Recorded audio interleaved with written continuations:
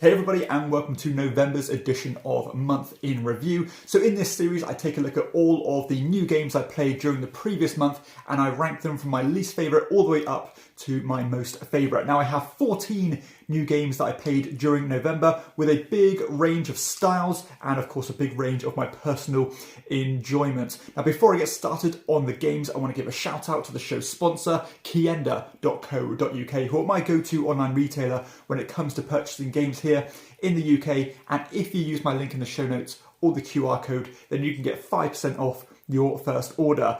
Now, before I get started on these games, I want to make it clear that this list is recorded after my top 100. So you will not be seeing these games on my top 100 list, even if they do break into the top 100, just because of the chronological order that I've recorded these things. So hopefully that makes sense to you. But let's get started on the games.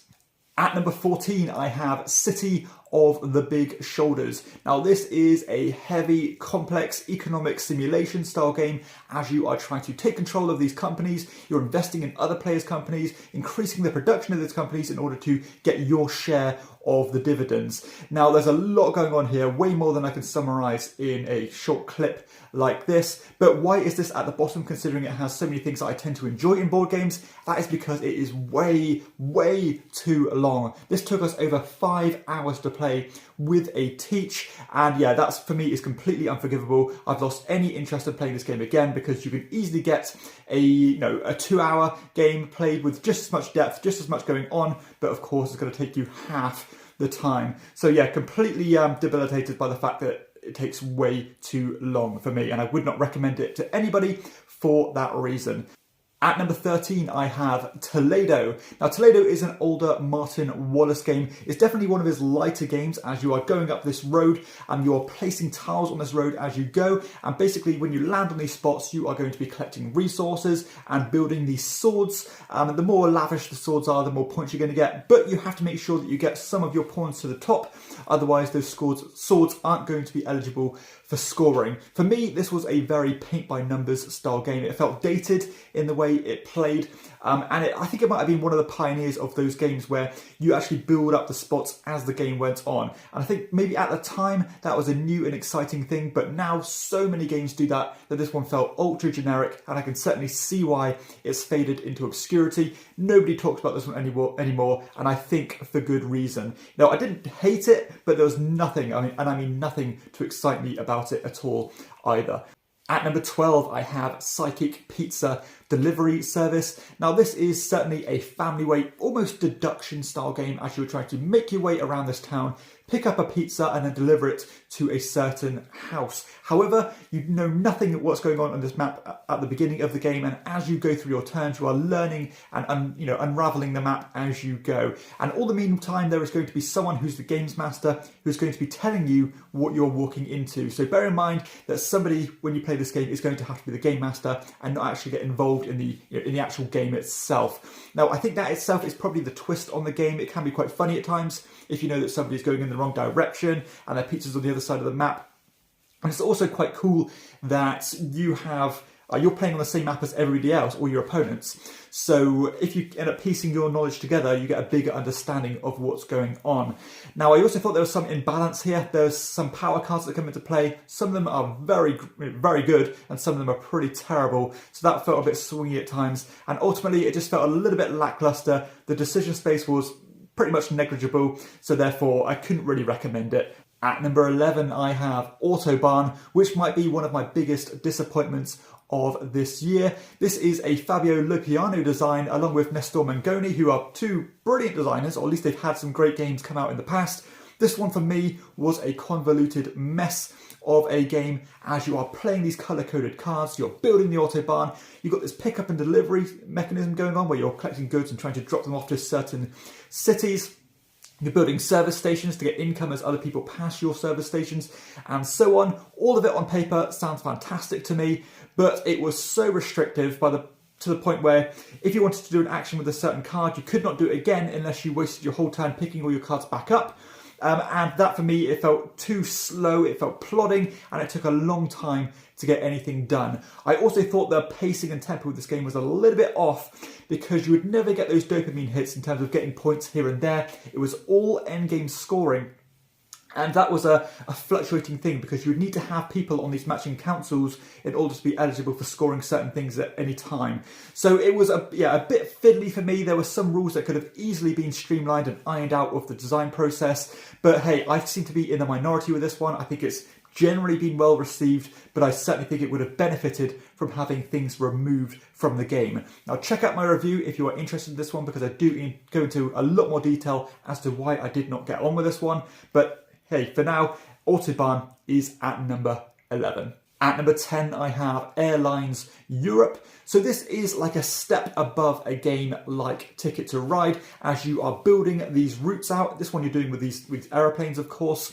And when you build these routes out by spending money, you are going to be able to take a share in one of the airlines. Now, when it gets to certain points in this deck of cards, there's going to be a scoring phase, and depending on whose airlines or what airlines are the strongest, they are going to pay out points depending on who's got the most shares in those companies. That's pretty much the extent of the game. It was a very quite a streamlined experience. There wasn't too much going on here, but I do generally like games that use stocks and share systems. And this one, I suppose, was almost like a proxy to an area majority mechanism rather than the actual stocks and shares. But it worked for what it was. I played this one again with no issues at all. Relatively quick.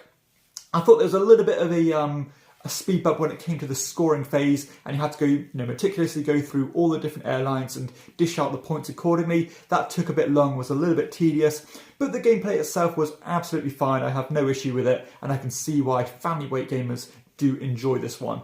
At number 9, I have Ready, Set, Bet, which is a real-time horse racing betting game. As throughout the game, you're going to be rolling dice rapidly. When you roll pairs of dice, you are going to give these horses a boost, and those boosts are going to be a lot bigger if they are combinations of dice that aren't rolled very often. So for example, the 2s and 3s get a big push if you roll them back to back, as do the 11s and 12s, just to counteract the odds of rolling, the 7s more commonly, for example. This one is quite exciting in the fact that you are doing things in real time, of course. The earlier you put bets in, the better odds you're going to get, but of course the risk factor is going to be a lot greater. And you know what, when I first played this one, I was pretty damn impressed by it because I hadn't seen anything quite like it before. It's a very familiar theme and setting, I suppose. You can play this with pretty much anybody and they're going to understand what you're doing with this one. However, if I'm honest, I did feel like the novelty factor did wear off pretty rapidly, and my incentive to play it did dwindle very quickly. I would play this one again, no question about it, but I would probably save it for family occasions, big events, that kind of thing, where you have a more party atmosphere and you have those higher player counts, because I do think that it's going to be an event style game, and probably you're going to get tired of it very quickly if you keep playing it in quick succession. But hey, it's fine. It does what it says on the tin, I suppose, but it's not my favourite of the racing genre. I'd probably rather play something like Long Shot, the dice game. At number 8, I have Terracotta Army. So this was a game I managed to play at a games club recently, and I'm glad I did, because I was on the fence to buy this one for my own collection, and I'm rather glad that I did not. And that's not because I don't like the game. I think the game was pretty solid, but I did have some issues with it. Now, this is a worker placement style game, as you're placing your workers, of course, on this action wheel or around the action wheel, and that action wheel is going to show 3 different actions you can take. However, that wheel is divided up into 3 sections, meaning that you can actually spend money to rotate that wheel, which will manipulate the actions you can take. And that's useful because you cannot share the same spot as somebody else, at least without a larger worker, which you have to invest in. So it gives you the freedom to do actions that you want to do, even if you're blocked out of other regions, but you, of course, have to pay for it. And then what you're essentially trying to do is you're trying to collect clay. Clay is used to build statues in this big grid. And when you build these statues in this grid, you're going to be aiming towards a kind of end of round objectives. So for example, in the first round, I might say that every who's got the majority of statues in the bottom left-hand corner of the grid is going to get the most points. Then it's going to be who's got the most archer statues is going to get the most points. That kind of thing. And you can think ahead because of that. It's all public information. You think, you know what, I'm not going to do well in this category, so therefore I'm going to start working on this category, etc. I also like this mechanism that you have, clay being your main resource, but when you collect it, it's going to be wet. but as the game develops and when it goes from round to round, that clay is going to dry up and be useless to you, and you're going to have to spend a whole action in order to wet that clay to be able to use it to build stuff. Now, I actually do like a lot of the concepts here, but I think that when it came to the area majority, there was way too much going on. Like, for example, you would have to score the objectives. Then you would score in the rows and columns where these kind of inspector pieces were. And then you would end up scoring for groups. There'll be other statues that you put in which will score for rows and columns. You'd do other ones which will score all around them. And all of this is going on at once. So when it came to actually cashing out the scoring, it was a very meticulous, very tedious process that went on way too long. Fiddly and convoluted, like literally congested board, which became a bit of an issue for me personally. And yeah, I just thought it could have definitely benefited from taking a few of those majority rules out from the game. Now, maybe you disagree with me from that, but just looking objectively, I thought there was just too much going on with that part of the game. The rest of it was absolutely fine, but that part, yeah, just too much going on. At number 7, I have Loading. So Loading is a quirky little card game, as in real time, you are trying to skim through this deck of cards to pick out a number which is kind of the closest number to the one you've previously played. And as soon as you pick out a card, you're going to pass that deck onto another player, because there's always going to be one player without a deck of cards. And what you're trying to do is essentially do this as quick as you can to try and get as many points as you can by creating as few gaps as I can, I suppose, in those sequence of numbers. But because those numbers are distributed so randomly, you don't know what you're going to get in those decks. But there's also another twist on this game where you can actually play cards on other people's stacks as long as you play the next card in sequence, and if you do, you get to snatch one of these kind of bonus cards which have quite a few points on them. So there's this constant flow of cards flying around the table. It's very exciting. It takes about 5 minutes to play, and it's just a different, unique style game. It's kind of like The Mind, but competitively and definitely a lot more amped up and a lot more high energy.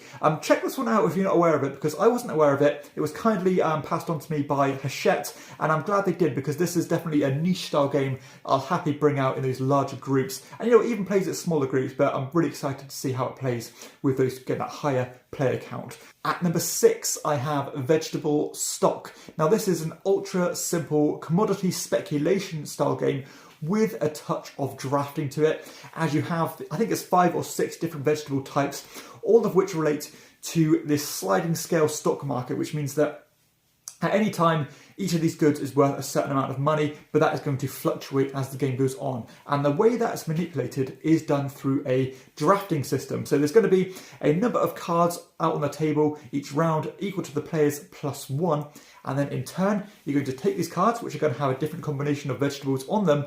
And the card remaining in the center is going to increase the value of the vegetables of that card. But when it gets right to the top, it's going to sink back to the bottom again. So it's got this timing exercise where you want to, of course, make sure that your vegetables are going to be worth the most money when it comes to the end of the game. This is another game that takes 10 to 15 minutes to play. It almost reminds me of a game like Botswana or Wildlife Safari, where again that tempo and the pacing is a huge factor, and you want to time it and just end the game at just the right time so that you get the most, the most money from what you've collected. It's very charming, it's very cute, and I like it quite a bit. So that is Vegetable Stock at number 6. Okay, so let's get into the top 5 games now, and this is where my recommendations truly do begin. So at number 5, I have Hiroba, which is an area majority style game based on Sudoku. So you're going to have this grid of tiles, and each of these tiles is going to be divided further into 2 sections. And on your turn, you are going to be deploying one of your player pieces into one of these gardens, as long as that player piece is on a row or column where a previous piece of yours was already placed. And then what you're trying to do is to have the majorities, as in the highest total value of your numbers in those gardens, because then you'll score points equal to the size of those gardens. However, there are several restrictions in this game where you cannot have the same number token in the same row, column, or the same garden as yourself or another player. So as the game develops, the game becomes, or the board becomes much tighter, and your options do quickly whittle away. I also like this factor that if you end up deploying low value tokens next to these koi fish, then you can collect these tokens and deploy them in gardens as long as there's a space, which will double the points output of those gardens. This is a very cool game. It feels unlike anything else I've played before. Extremely sophisticated. Again, there's nothing you could take away or add to this game to make it better, in my opinion. And I'd highly recommend you check out my review of this one, because it's a strange game to rank, because although it doesn't have those extreme highs of a lot of my favourite games, there's nothing I can really critique about it, because it is, perfect for what it does, really, and it left me very impressed. At number 4, I have Photograph, also known as Wind the Film. Now, this is a small box card game, a set collection style game, which is pretty agonizing to play, as you do, again, have a lot of restrictions in what you're trying to do here. So essentially, the objective of the game is to try and collect these sets of cards and play them in numerical order, either from low to high or high to low. But you want to have as small of gaps as possible in these sequences, because if you end up having a gap more than 3 cards, then you actually end up losing points. But the way you acquire these cards is interesting, because you draft them from this almost like a grid of cards, and the way you acquire them, you have to put them in your hand in a specific order. So you cannot adjust things whilst they're in your hand, so everything remains in place. So when you acquire cards, you put them to the front of your hand, but when you play cards, you play them from the back of your hand. But another twist on this one is that if you end up, say, picking 2 cards up, it means you have to play 2 cards. So you can be a bit risky and take several cards and have to play several cards, or you can play it a bit more conservatively, take 1 and play 1. But if you do that, you're probably not going to win, because you're not being as efficient as you can. It's definitely unlike anything else I've played. It's definitely my style of card game. I like these things with low rules overheads, but are going to constantly leave you in anguish from start to finish with this one. I think this game is great, it's fantastic, and I can see this one climbing further because it is really impressive. At number 3, I have Hamburg, which is the re-implementation of the classic Stefan Feld game, Bruges. Now, this one, though it is a Stefan Feld game, of course, it feels unlike any other of his designs. It's a card-driven, engine-building style game that has a multi-use card system. And everything in this game is colour-coded. And when you end up drafting these cards, you can use those cards to kind of fight off threats, which can hurt you if you ignore them long enough. You can use them to acquire money. You can use them to build buildings. You can use them to build these walls, which will get you endgame points if you really focus on them. And you really do have to know how to kind of optimally utilise those cards in your hand, and you'll often find yourself zigging and zagging at certain points based on different things that are happening in the game. It's a very dynamic game where you have to adjust on the fly, and if you are of a certain type of gamer where you like a lot of control and a lot of autonomy in your games, then I think sometimes in this one you do have to roll with the punches, and bear in mind that luck can be a factor in this one, because there are a lot of cards in it, and getting the cards you want is probably just not going to happen. Again, you're going to have to work with what you have here. Now, I think once you get in the mindset of that, this game is extremely enjoyable. I thought it was fantastic, and each time I've played it, I've enjoyed it more than the last one, and that is because I've got into that mindset of embracing the carnage and again rolling with those punches. But I'm so glad I finally managed to get this one played, because I've been trying to headhunt Bruges for probably 5 years now, and I've not been able to find a copy, but now it is widely available in the form of Hamburg. At number 2, I have Marrakesh, which is another Stefan Feld game, and this is a brand new design, so no remake here. Now, this is a sprawling game, it's huge, there's lots going on, and it's essentially a bunch of mini games. I think it's 12 in total, which will synergize with each other. And the way this game works is quite interesting. As you are using these tokens, you're putting them in this cube tower, and then depending on what filters through is the actions that you can take, because some of those cubes will get caught in the cube tower. And then you are essentially drafting these keshes, which are the tokens, putting them on your player board, which will increase your engine to do certain things. So the more you focus on a certain action, it means the more you're going to start steamrolling and becoming more efficient and stronger, more powerful at doing that specific thing. And then what you're trying to do is you're trying to climb these tracks. You are, enhancing your ability to harvest resources. You're getting these engine building style tiles from the main board, which will let you break rules and things.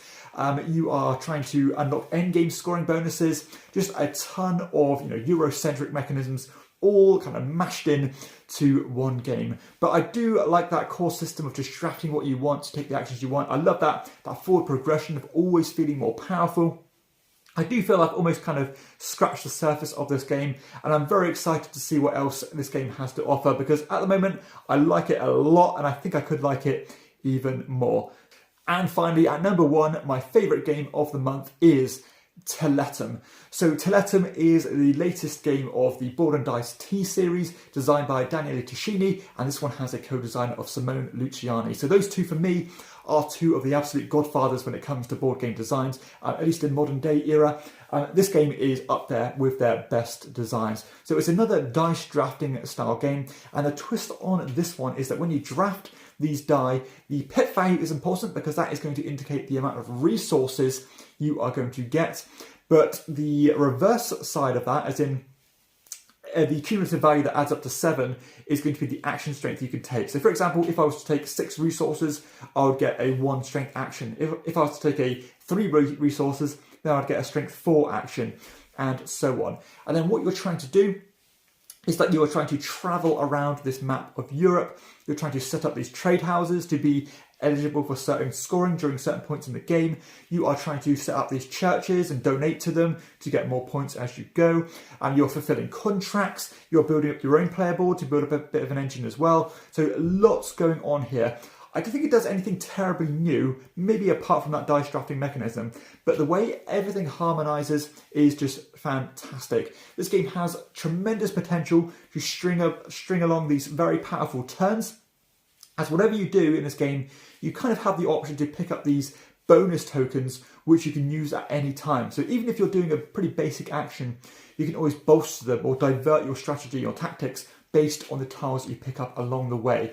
Loads of fun, a very satisfying game, pretty easy to explain actually, considering it is a mid to mid heavyweight Euro, and I was very impressed. And I'm happy to say that because I think that over the last couple of years, the Board and Dice series has kind of gone off the rails a little bit. It diverted away from the games that I really used to love, and this one has got it right back on track for me, and I'm now excited again to see what they have in the future. So I have no doubt this game is going to be in my top 5 of the year, maybe top 3, maybe even my favourite game. So that is Teletum at number 1. So there we go, that's another month gone. Hopefully you've enjoyed this video. Let me know what you think of these games, and let me know what your game of the month is. If you have enjoyed the video, please be sure to hit like and subscribe to the channel. But for everybody else, I'll see you next time on Chairman of the Board. Bye bye.